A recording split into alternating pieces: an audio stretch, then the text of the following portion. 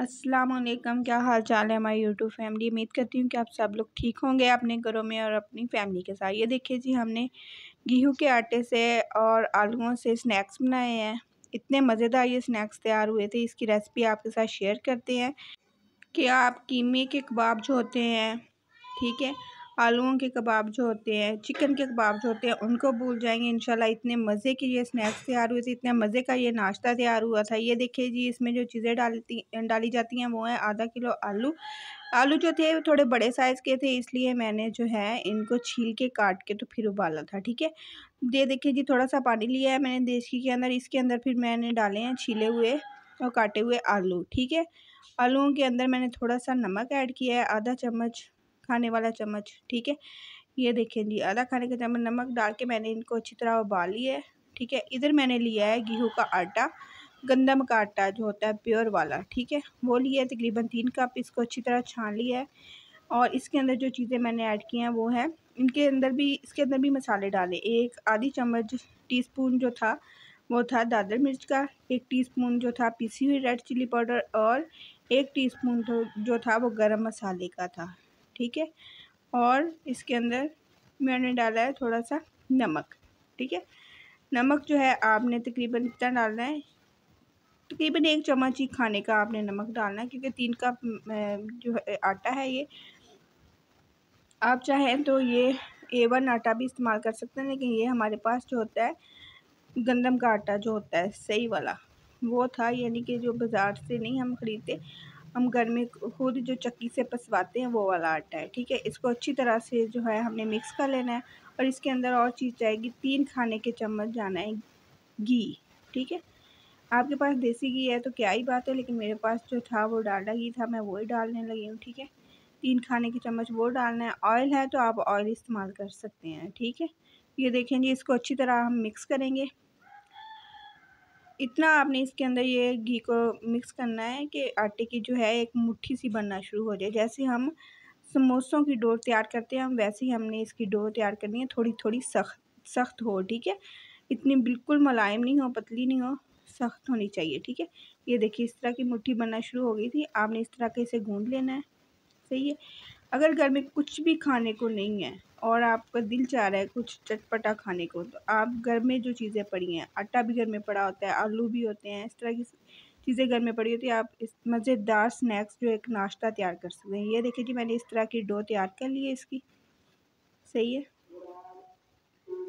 और ये देखिए जी, आलू जो हैं वो उबल गए थे, तकरीबन गल गए थे, ठीक है। इनको मैंने निकाल लिया अच्छी तरह से। और ये देखिए जी, आटा मेरा मुलायम हो गया। आटा जब गूंद जाए तो आपने किसी कपड़े के साथ या शापर के साथ इसको कवर करके रख देना, ताकि ऊपर सिकरी वगैरह नहीं आए, ठीक है। ये देखिए जी, आलू बिल्कुल तैयार हो गए थे, गल गए थे अच्छी तरह। इसके अंदर भी आपने मसाले ऐड करने हैं, ठीक है। आटे के अंदर भी करने हैं और इसके अंदर भी करने हैं आपने।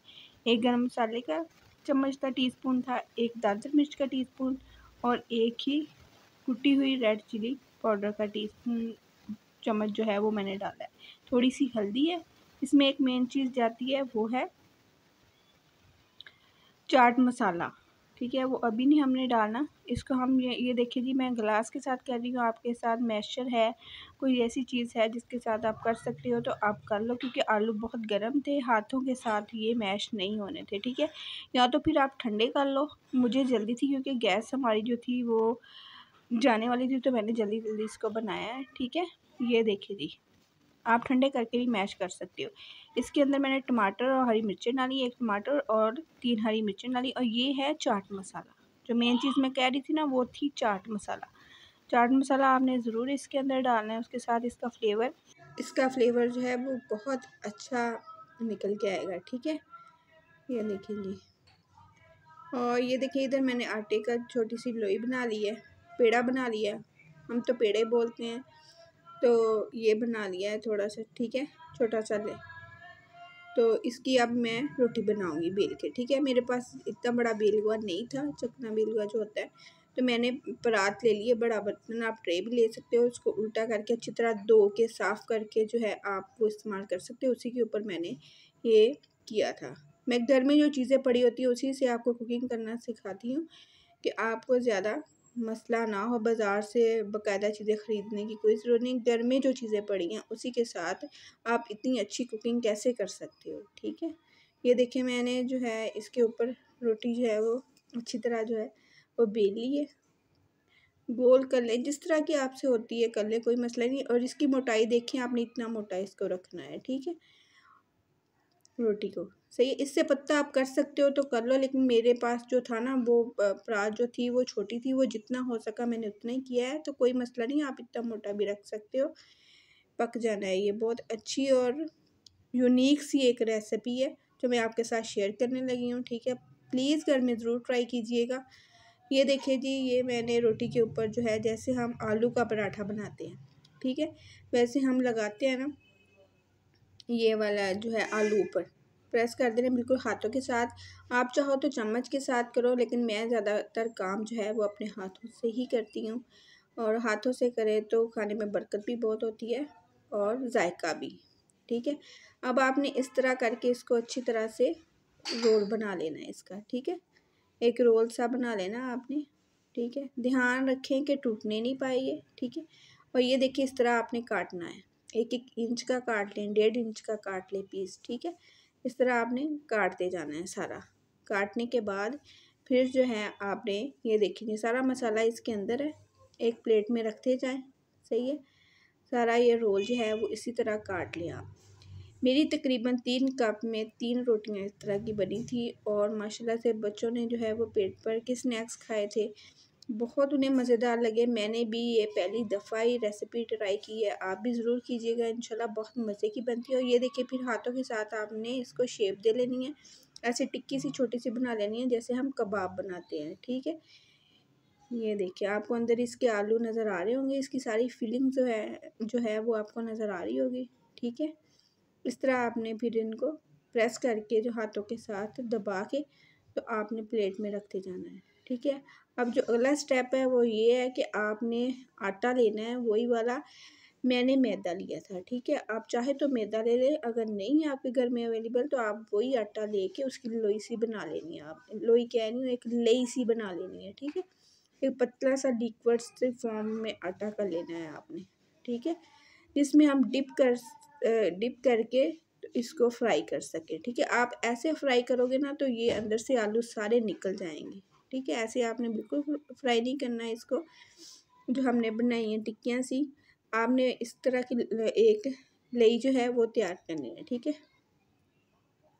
पानी डालने के बाद इसके अंदर मैंने डाला है नमक, मिर्च और मसाला मैंने ऐड किया है, थोड़ा सा चाट मसाला इसके अंदर डाला था, क्योंकि ऊपर वाली जो लेयर है ना इसकी टिक्कियों की वो इसी चीज़ की आनी है और इसका फ्लेवर बहुत अच्छा होना चाहिए, ठीक है। ये देखिए जी, इस तरह की मैंने तैयार कर ली थी। पानी डालते जाएं, एक लेई सी बना लें इसको, ठीक है। ये देखिए अच्छी तरह फेंट लें ताकि इसमें लम्स वगैरह ना रहें, कोई भी गुठली वगैरह नहीं रहे इसके अंदर, ठीक है। पानी आप सख्त हो गई है लेई तो आप पानी डालते जाइए। ये देखिए जी, इसकी इस तरह की कंडीशन हो गई थी, ठीक है। और इसी के अंदर फिर मैं वो जो टिक्की है उसको डिप करके तो ऐसे फ्राई करने लगी थी। ये मैंने पहले फ्राई पैन लिया था, फिर मुझे फ्राई पैन जो है वो छोटा लगा है तो मैंने अपना बर्तन चेंज कर लिया है, ठीक है। आप बड़े बर्तन में फ्राई करो। अगर आपके पास नॉन स्टिक पैन है तो फिर तो क्या ही बात है, फिर तो आपको कोई ज़रूरत नहीं है, ठीक है।